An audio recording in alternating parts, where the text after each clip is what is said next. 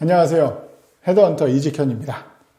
자, 이번 시간에는 이제 퇴사를 하겠다고 이제 마음을 먹고 이제 퇴사 일정이나 이런 거 잘 맞춰서 이제 다니던 회사에 언제까지 근무하겠다, 언제까지 퇴사를 하겠습니다라고 이야기를 했는데 이 아름답고 깔끔한 마무리를 이제 방해하고 저해하는 소위 말하는 이제 빌런들이 등장하는 경우가 있습니다. 저도 이제 이 직장 생활하는 분들하고 워낙 이제 소통을 많이 하다 보니까 이런저런 케이스를 많이 듣거든요. 그 이제 들었던 경우 중에 좀 기억나는 경우들 몇 가지를 이제 말씀을 드리고 이제 이런 경우에 과연 이제 어떻게 해야 되느냐 이제 그 부분에 대해서 말씀을 드리도록 하겠습니다.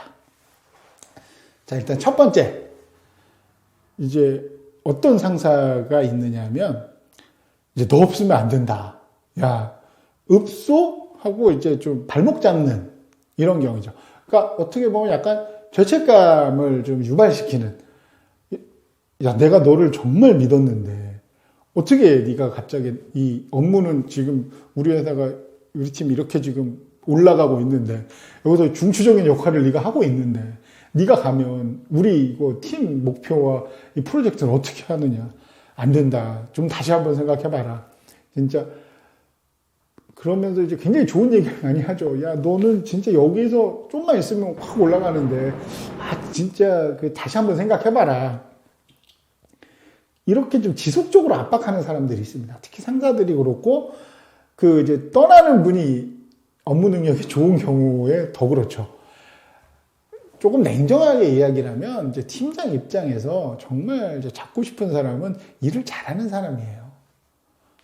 일을 잘하니까, 만약에 이제 부하 직원이 일을 잘하잖아요, 팀원이. 그럼 내가 편하거든요. 팀장이 나는 편합니다. 이 사람이 일을 잘하니까. 근데 이 일을 굉장히 잘하는 이 사람이 떠난다. 그럼 이 빈자리를 채우든 뭐를 하든, 일단 팀장은 힘들거든요. 그렇기 때문에 가능하면 잡죠. 일단은 앉아라. 그러면서 이제 좀 죄책감을 유발하는 경우들이 있습니다. 만약에 이제 여러분들이 퇴사를 하려고 하는데 이제 팀장이나 이런 사람들이 좀 지나치게 잡는다. 그리고 너 없이 안 돌아간다. 이런 식으로 좀 감정적으로 자꾸 접근한다라고 하면 여러분들도 이제 절대적으로 이게 감정적으로 대응할 문제는 아닙니다. 그러니까 왜 내가 퇴사를 결정을 했는지 이제 어느 정도 이제 팩트에 기반한 거죠. 나는 좀 더 이제 규모가 큰 회사에서 가고 싶다. 나는 이런 산업군을 원했다. 내가 하고 있는 일에 이런 거를 좀 더 하고 싶었다. 그러니까 좀 내가 성장을 하고 다양한 경험을 쌓기 위해서 나도 굉장히 이제 신중하게 감정적인 순간의 감정으로 내린 결론이 아니라 어느 일정 기간 신중하게 생각해서 내린 결론이기 때문에 이제 그 부분을 존중을 해달라. 그렇게 이야기를 하고 제가 나가더라도 지금 당장 나가는 게 아니라 어느 정도 기간이 있으니 이제 남아있는 이 팀 프로젝트가 원활히 잘 돌아갈 수 있도록 인수인계나 이렇게 내가 퇴사하기 전까지 맡은 부분에 대해서는 분명히 만들어 놓고 나갈 테니까 너무 걱정을 하지 마십시오. 이렇게 이제 나름 당근 같은 거죠. 이렇게 좀 유화책도 하고, 하지만 중요한 거는 입장을 확고하게 유지를 해야 되는 거죠. 너 좀 남아라. 내가 좀 더 금액을 올려줘. 소위 말하는 이제 카운터 오퍼를 직접적으로 날릴 수도 있고, 일단은 이제 퇴사 의지를 좀 꺾어야 되기 때문에 굉장히 좀 이제 좋은 조건들을 이야기를 많이 하는 경우들이 있습니다. 그렇지만 이제 그거에 대해서 확고한 본인의 입장을 유지를 하셔야 이제 원만한 퇴사를 이룩하실 수가 있는 거죠. 이제 제가 최근에 이제 어떤 부장님, 팀장급의 포지션을 진행을 했었는데, 이제 그분 같은 경우도 이제 퇴사 의사를 밝히니, 이제 윗선에서 난리가 난 거죠. 잡아라. 그래서 연봉도 올려주고, 중요한 거는 거의 이제 임원급 포지션을 그냥 구두 약속 수준이 아니라, 문서화까지 거의 이제 하겠다라는 식으로 했대요. 그러면서 이제 자기 위에 상사랑은 거의 한 7년 가까이 일을 해가지고 이제 그분이 굉장히 서운해하는 그 부분이 있었다라고 하면서 저한테 이제 하소연을 좀 하시더라고요. 그래서 그분 오래 봤는데 어떻게 될지 모르겠다. 그때 이제 제가 드린 말씀은 그겁니다. 뭐 부장님은 부장님의 인생을 사셔야 되는 거고 부장님한테 가장 유리한 조건으로 결정을 하셔야 되는 거지. 뭐 오래 만난 건 중요하죠. 당연히 인간관계에서는 중요하지만 그거는 인간관계고 이제 내 커리어나 경력과 그리고 이제 내 가족 뭐 나로 인해서 살아가는 그 부분에 대한 거를는 내가 결정을 해야 되는 거잖아요. 그러니까 이제 그 부분은 이제 좀 어느 정도 끊으셔야 된다. 뭐 이렇게 말씀을 해서 그분 같은 경우는 이제 원하는 회사로 잘 이직을 한 거죠. 자, 이렇게 너 없으면 안 된다. 이제 감정적으로 잡는 상사가 있고, 이제 두 번째 유형은 조금 이제 팀원 중에서 좀 팀원이나 팀장이나 마찬가지죠. 만약에 이 사람이 이제 퇴사를 하겠습니다. 근데 이제 어디 갑니다까지 이야기를 한 거예요. 이제 그랬을 때 이제 반응이 조금 이제 부러운 반, 시기 반인 거죠. 야, 넌 좋겠다. 우린 여기서지 이 좀 좋지 않은 여기서 이러고 있는데, 야, 넌 부럽다. 야, 잘 됐네. 부럽다. 막.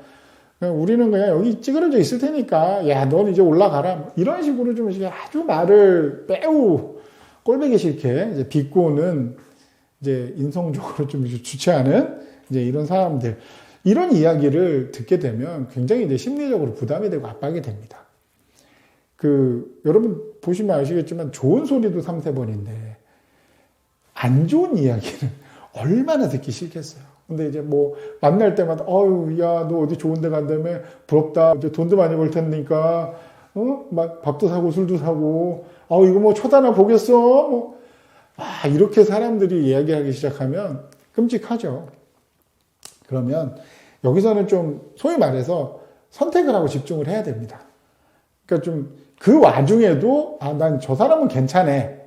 이렇게 좀 판단이 드는 사람은 좀 따로 시간을 내서 뭐 커피를 마시든 밥을 먹든 뭐 이렇게 하면서 내가 이렇게 이직을 하기 위해서 이렇게 오래까지 준비하고 이직 컨설팅도 받고 이직현 유튜브도 보고 이러면서 공부하면서 난 정말 준비 많이 했다. 그래서 이렇게 하다 보니까 뭐 선배나 후배도 충분히 이제 가능하니까 한번 노력해봐라. 충분히 될 거다. 이렇게 그래도 관계 이어갈 사람 하고는 이제 그렇게 하고 아까 이제 앞서 말씀드린 대로 계속 꼬는 사람들 그건 버려야죠. 그냥 뭐라고 하든 뭐 얘기는 해라. 나는 모르겠다. 그냥 이렇게 하는 연습도 필요합니다. 왜냐면 모든 사람들한테 좋은 사람일 수는 없거든요. 그리고 이제 준비하셔야 될 건 이제 그렇게 주변에 이제 나를 좀 시기하고 질투하는 무리들이 있다면 인수인계는 진짜 잘 하셔야 돼요. 꼼꼼하게. 좀 더 오버하면서 야근하십시오. 야근 좀 하셔도 돼요. 해서라도 정말 누가 봐도 이 인수인계서는 굉장히 잘 만들었다. 뭐 이렇게 만들어 놓고 나가면 이제 별 말이 안 나올 겁니다. 자, 그리고 이제 세 번째는 조금 이 유형은 자주 만나기는 좀 힘든 유형이기는 합니다. 이렇게 좀 그러니까 회사가 조금 분위기가 안 좋은 경우, 그러니까 경영 환경이 좀 안 좋은 경우에 주로 잘 일어나는데요. 이제 팀장한테 나 이제 언제까지 퇴사하겠다. 그러면 이제 팀장이 이야기를 하는 거죠. 지금 분위기 안 좋으니까 나간다고 얘기하지 마라. 그냥 조용히 있다 나가라. 뭐 이렇게 그 약속을 좀 지켰으면 좋겠다. 이렇게 얘기를 하는 거죠. 그러면 이게 지원자 입장에서는 솔직히 뭐 그렇게까지 요구를 하는데 그 요구를 안 들어주기는 어렵죠. 근데 중요한 거는 만약에 그렇게 말을 하지 말라고 했어요. 그래서 비밀을 좀 지켜달라고 했어요. 그래서 나는 그래 팀장님이 얘기하니까 지켜줬어요. 그래서 조용히 있다가 나갔어요. 그럼 내가 했던 업무는 누군가 해야 되잖아요. 나는 인수인계를 제대로 못 해줬잖아요. 그럼 남은 사람들은 이 인간이 튀었네. 그러면 나는 분명히 좋은 의도를 가지고 이야기를 하고 행동을 했는데 결과적으로는 그렇게 안 되는 일이 벌어진다는 얘기입니다. 그러니까 그런 경우에는 최소한 한 명이든 두 명이든 업무에 관한 이야기를 해야 돼요. 이거 업무 아래는 어떻게 해야 되냐. 난 누군가에겐 이건 해주고 가야 되지 않겠습니까? 그걸 좀 설득을 해야 되고, 만약에 뭐 정말 그런 일은 별로 없겠지만 팀장이 그래도 괜찮다. 그냥 나가도 된다. 뭐 이렇게 계속 한다고 하면 저 같으면 그래도 저는 누군가에게 이야기는 하고 갈 겁니다. 그리고 인수인계서는 만들어 놓을 겁니다. 그리고 누가 보더라도 할 수 있도록 인수인계서는 잘 작성을 하고, 그리고 최소한 이제 팀장님을 설득해서 내 업무를 받을 가능성이 가장 높은 사람, 그 사람에게는 좀 퇴사 상황을 이야기를 하시는 게 나중에 나가고 나서 안 좋은 이야기 나올 가능성을 이제 없앨 수 있을 겁니다. 자, 그리고 이제 마지막으로 이런 사람들이 있습니다. 이런 상사. 이제 업무 폭탄을 던지는 거죠. 그러니까 원래 같으면 팀원이 한 4명 있으면 일을 조금씩 나눠줄 텐데, 너 나가니? 야, 너 나가니까 이거 왕창하고 가라. 이런 경우들이 의외로 있어요. 근데 이렇게 주면, 그러니까 진짜 뭐 회사에 애착이 있던 사람도 그 애정이 다 사라지기도 하고, 그 일을 제대로 하겠습니까? 잘 못하죠. 그러니까 소위 말해서 그냥 팀장이 강짜를 부리는 거죠. 그래서 이렇게 업무 폭탄을 맞는 분들이 꽤 있다고 하더라고요. 그러면 이런 경우는 이제 어떻게 해야 되느냐? 이야기를 하는 거죠.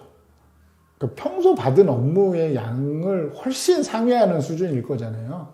그러면 조용히 이야기를 해야 되는 겁니다. 그러니까 어차피 나갈 거기도 하니까 팀장님한테 특별히 못할 말은 없잖아요. 그러니까 좀 따박따박해서 나 인수인계도 해야 되고 이런 걸 해야 되는데 이것까지 하려면 인수인계가 굉장히 약해질 수가 있다. 이거는 뭐 남의 사람들에게도 좀 문제가 되니 인수인계를 좀 가장 최우선으로 하고 좀 하셨던 업무 중에 이제 상위 몇 가지만 좀 집중해서 이제 좀 진행을 하겠습니다.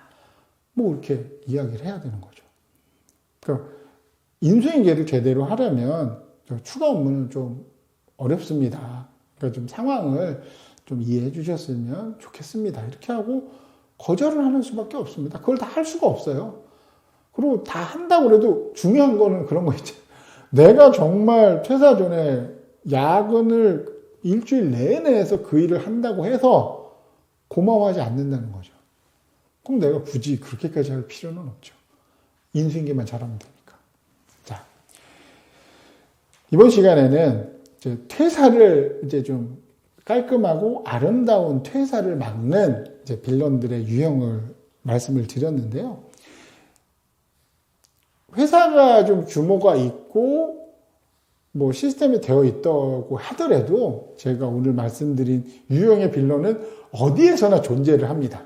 그러니까 여러분들도 이제 퇴사를 할 때 이런 빌런들을 만나게 되잖아요. 만날 가능성이 없지는 않을 겁니다. 분명히 있어요. 만나더라도 만나면 그냥 이런 사람들이 있구나. 이럴 때는 그때 맞아. 헤드헌터 이직현이 이런 식으로 대처를 하라고 하니까 맞아. 내가 생각해도 그런 대처 방법이 맞을 것 같다.